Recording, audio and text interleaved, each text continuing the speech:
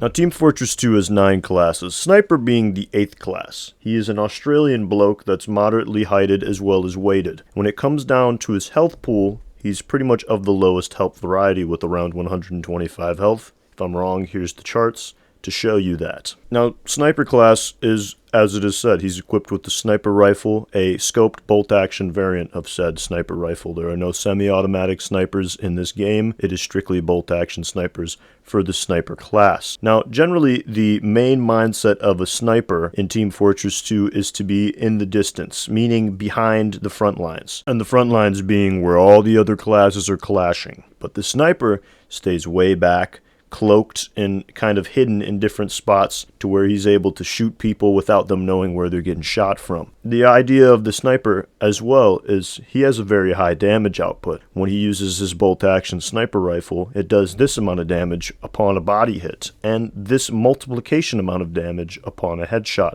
And another special thing about said sniper rifle is it has something called the charge meter, which appears when you scope in with the weapon. Charge is charged when you are scoped in. So when you're scoped in for a amount of time, I'm going to list it right here on the screen, that ensures that you get the maximum damage output. Here are the numbers. And with these damage statistics, making him very viable as a damage dealing class, especially when taking out key targets that are way on the front lines while he's safely on the back lines. One of the difficulties of the sniper class is the spy class. Now, the spy class is known for cloaking and getting behind enemy lines and causing havoc from behind. And so the sniper, mainly spending his time in the scoped position, meaning he can only see what's in his scope and not the things around him, is generally very vulnerable to what the spy carries, which is a knife. And when the spy uses said knife, it creates backstab, and a backstab upon hit is an insta-kill on any class. So with the sniper, generally speaking, he's a very vulnerable target for said spy class, because spy can sneak in there, stab him, and he's gone immediately. So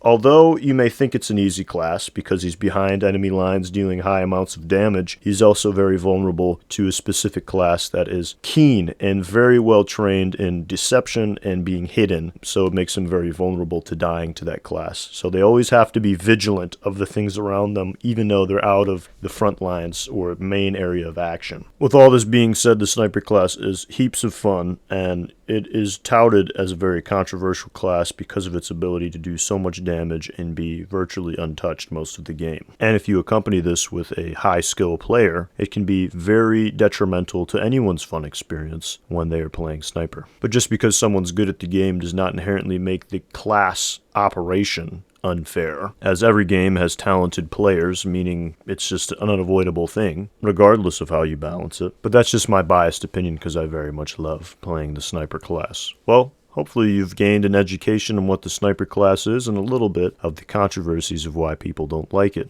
So there's a very superficial explanation of what sniper is. Also, I encourage all your hot takes and opinions on how they should rework Sniper, how they shouldn't rework Sniper. Feel free to share those down below. Let's get some conversations going, because I know that that's one of those things that is pretty hotly debated. So let me know in the comments.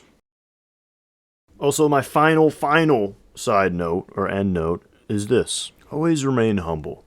I know it's a very cliche thing to say, and I know I've talked on it before, but in making this very obvious video that people know, all about, we already know what sniper is, we don't need to have an explanation of it. It just reminded me of this concept of pride and how dangerous it can be, because sometimes we get so stewed up in what we know is right that we don't even want to hear out or even want to learn about other people's opinions, regardless of if we agree or disagree, because pride is something that blocks you from even wanting to give those things the light of day.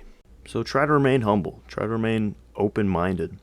You don't have to agree with what people say. It doesn't have to be something that you have to subscribe to, but at least have the heart to listen, to discuss, to talk with in a calm, loving manner. Because in doing that, you show that person value. You say, hey, what you're saying, what you believe in is valuable to me. I want to hear it. Let's talk about it. And again, who knows? You might learn something new. You might change how you think about something by maintaining that mindset. So, yeah, have a good day. That's all I got to share for you guys. See you later.